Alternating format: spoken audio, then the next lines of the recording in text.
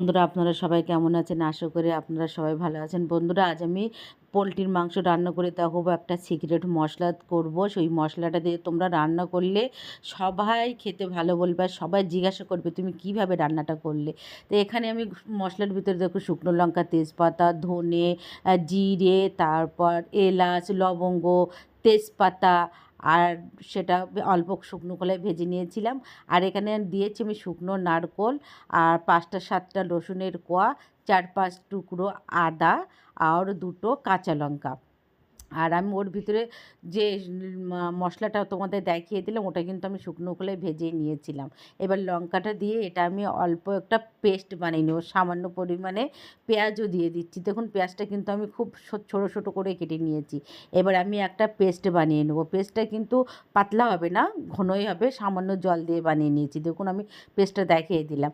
এবার আমি একটা কড়াই বসিয়ে দিলাম, তাতে পরিমাণ মতো আমি সর্ষের তেল দিয়ে দেবো। তোমরা চাইলেও সাদা তেলেও রান্নাটা করতে পারো। সাদা তেল সাথে সর্ষের তেল যেটা করবে সেটাই ভালো হবে। এবার এর ভিতরে আমি অল্প পেঁয়াজ কুচি দিয়ে দিলাম। পেঁয়াজ কুচিটা একটু আমি নাড়িয়ে নিলাম। নাড়িয়ে দেখুন, আমি এভাবে একটু নাড়িয়ে নেওয়ার পরে এখানে আমি একটা বড় সাইজের একটা টমেটো কুচি দিয়েছি। তোমরা চাইলেও পেস্টও করে দিতে পারো, কিন্তু আমি এখানে কুচি করে দিলে সেটা বেশি ভালো হয়। এবার টমেটো আর পেঁয়াজটা আমি একটু ভালো করে নাড়িয়ে নাড়িয়ে নিলাম। এবার আমি এর ভিতরে লবণ দিয়ে দেবো পরিমাণ মতো। লবণটা দিলে কি, টমেটোটা তাড়াতাড়ি সিদ্ধও হয়ে যায়, আর তোমার রান্নাটা খুব তাড়াতাড়ি হয়ে যাবে। এবার আমি এটা নাড়িয়ে দেখুন, টমেটো আমার সিদ্ধ হয়ে গেছে। যে পেস্টটা আমি করে রেখেছিলাম, সেই পেস্টটাই কিন্তু এই চিকেনের মেন মজাটাই হচ্ছে এই পেস্টের ভিতরে।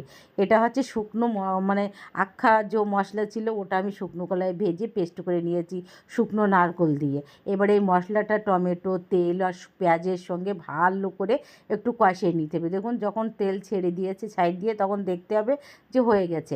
এবার এর ভিতরে আমি পরিমাণ মতো জিরে গুঁড়ো দিয়ে দিলাম, হলুদ গুঁড়ো, লঙ্কা গুঁড়ো, আর জিরে গুঁড়ো তো প্রথমে দিয়ে দিয়েছি, তোমরা তো দেখেছো। এবার দেবো ধনিয়া গুঁড়ো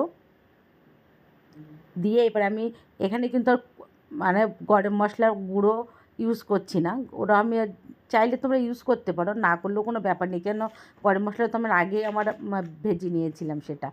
এবার এটা ভালো করে একটু কষিয়ে নিতে হবে। দেখুন, যত সময় তেল ছাড়ছে তত সময় পর্যন্ত একটু হাতে ধরে কষাতে হবে। লো আর মিডিয়ামে রেখে তুমি কষিয়ে নেবে। এবার আমি যে চিকেনটা ধুয়ে রেখেছিলাম, দেখুন এবার চিকেনগুলো আমি এর ভিতরে দিয়ে দিলাম। চিকেনটার মধ্যে পুরোটা দিয়ে আমি একটু কষিয়ে নেব। যত সময় একটু হাতে ধরে কষাবে, চিকেন তো তাড়াতাড়ি সিদ্ধ হয়ে যায়, তো কত প্রবলেমও হয় না। তোমরা একটু হাতে ধরে কষিয়ে নেবে। প্লিজ প্লিজ বন্ধুরা, তোমরা ট্রাই করো, সাবস্ক্রাইব করো, আর কমেন্ট করে জানিও কেমন হয়েছে। আর অবশ্যই এটা তোমরা এভাবে ঘরে একবার বানিয়ে রুটি, পরোটা বা নান, গরম ভাতের সাথে দুর্দান্ত লাগবে, আর সবাই জিজ্ঞাসা করবে যে তুমি কিভাবে বানালে। আর আমি এখানে ধনিয়া পাতার, পুদিনা পাতার একটা পেস্ট দিয়ে এটা আমি রান্না করছি। এতে ধনিয়া পাতার, পুদিনা পাতা দিলে কি কালারটাও একটা গ্রিন গ্রিন মতন আসবে। আর এটা খেতে যে এত দুর্দান্ত হয়েছিল, তোমাকে কি বলবো, তোমরা একবার বানিয়ে দেখো। এবার দেখুন, আমি একটু ভালো করে মিশিয়ে কষিয়ে কষিয়ে নিয়েছি। আর এখানে আমি গরম জল ইউজ করি, তোমরা ঠান্ডা জল ইউজ করবে না। ঠান্ডার জল ইউজ করলে টেস্টটা অত ভালো আসে না, কিন্তু গরম জলে কিন্তু টেস্টটা ভালো আসে, আর তাড়াতাড়ি হয়েও যায়। এখানে গরম জল দিয়ে পরিমাণ মতো দিয়ে একটু নাড়িয়ে নিলাম। জলটা ফুটে ওঠা পর্যন্ত অপেক্ষা করে একটা ঢাকনা লাগিয়ে 10 মিনিটের মতো অপেক্ষা করলাম। দেখুন, ঢাকনাটা তুলে তোমাদের দেখিয়ে দিচ্ছি চিকেনটা কীভাবে ফুটছে, আর কালারটাও কত সুন্দর এসেছে, আর খেতেও খুব দুর্দান্ত হয়েছিল। প্লিজ বন্ধুরা, তোমরা ট্রাই করো আর সাবস্ক্রাইব করো, কেমন হয়েছে জানিও।